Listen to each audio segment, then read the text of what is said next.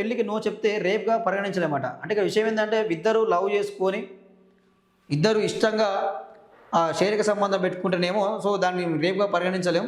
So మీ ఇద్దరు కలిసి తిరిగినా కానీ మీకు మనస్పర్ధలు వచ్చి విడిపోతే సో ఆమె పెళ్ళికి నో చెప్తే దాన్ని రేపు ఎట్లా పరిగణిస్తాం, పరిగణించలేము కదా అని చెప్పి అలహాబాద్ కోర్టు మాత్రం సంచలనమైన తీర్పు ఇచ్చింది. సో ఒక నెంబర్ 10లో చూద్దామండి అసలు ఏమైంది ఏందనేది. సో అదొక వాస్తవానికి కూడా ఇలాంటి చాలా జరుగుతుంది. ఇలాంటి వార్తలు చూసుకుంటే అండి చాలా వరకు వీళ్ళు ప్రేమ అని చెప్పి వీళ్ళు తిరిగి సో తర్వాత ఇక ఇంత డబ్బులు డిమాండ్ చేయడం, వాడు ఇవ్వకపోతే ఏమో నన్ను రేపు చేసినావు, నువ్వు నన్ను మోసం చేసినావు అని రకరకాల వార్తలు అయితే వస్తున్నాయి. అబ్బాయిలే కాదు, ఇక్కడ విషయం చూసుకుంటే అమ్మాయిలు అబ్బాయిలను మోసం చేస్తారు, అబ్బాయిలు అమ్మాయిలను కూడా మోసం చేస్తారు. సో ఇవన్నీ జరుగుతున్నాయి.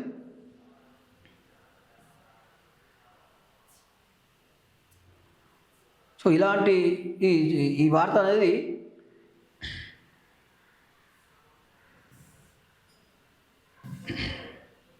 ఇక్కడ చూడడం, పెళ్లి వద్దంటే రేప్ కాదు,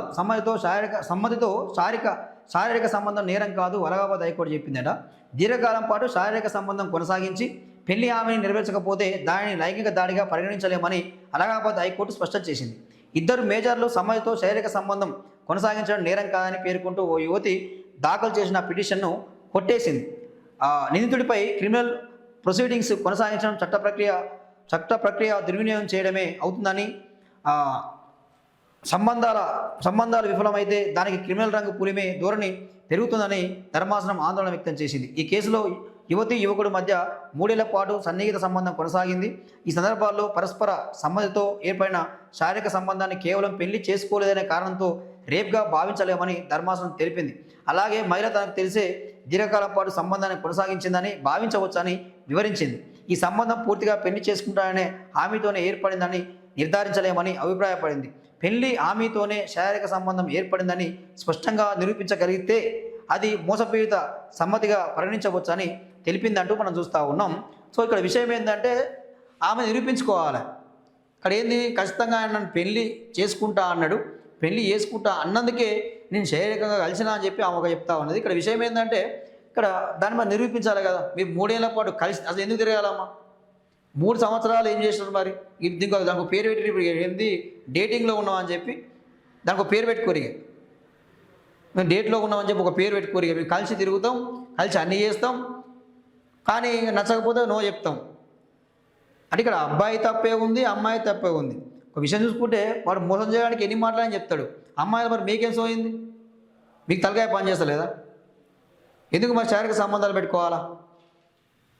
సో ఇలాంటి మోసాలు చాలా జరుగుతూ ఉన్నాయి. ఈ మోసాలే కావు, ఇలాంటివి చాలా వరకు కూడా ఇలాంటి వాటి విషయంలో ఇట్లా కలిసి తిరుగుతారు, లవ్ చేసుకుంటారు, ఖర్చు పెట్టించుకుంటారు, సో ఎంజాయ్ చేస్తారు. అంత అయిపోయాక నువ్వు నాకు నచ్చలే అని చెప్పి ఇట్లా కేసులు పెట్టుకుంటారు. ఇంకా లేకపోతే సో నన్ను యూజ్ చేసుకున్నావు కాబట్టి నాకు డబ్బులు ఇవ్వాలా, నాకు ఇన్ని డబ్బులు ఇవ్వాలని చెప్పి డిమాండ్ చేస్తారు. ఇది ఫ్యాక్ట్ జరుగుతూ ఉన్నాయి. ఇప్పుడు చాలామంది మోసపోతూ ఉన్నారు. ఇంకా కొంతమంది అయితే వాళ్ళ ఫోటోలు పెట్టుకొని వీడియోలు పెట్టుకొని బ్లాక్మెయిల్ చేస్తారు. సో జాగ్రత్తగా ఉండాలి. ఇక్కడ అబ్బాయిలనే జాగ్రత్తగానే ఉండాలి, అమ్మాయిలనే జాగ్రత్తగానే ఉండాలి. సో నష్టపోయేది మీరే. చాలామంది ఇలాంటి విషయాలు ఆత్మహత్యలు చేసుకున్నారు ఈ బయటికి రావడంతో. సో వాస్తవానికి కూడా అలహాబాద్ కోర్టు మాత్రం మంచి తీర్పే ఇచ్చింది. ఈ తీర్పు మంచిదే.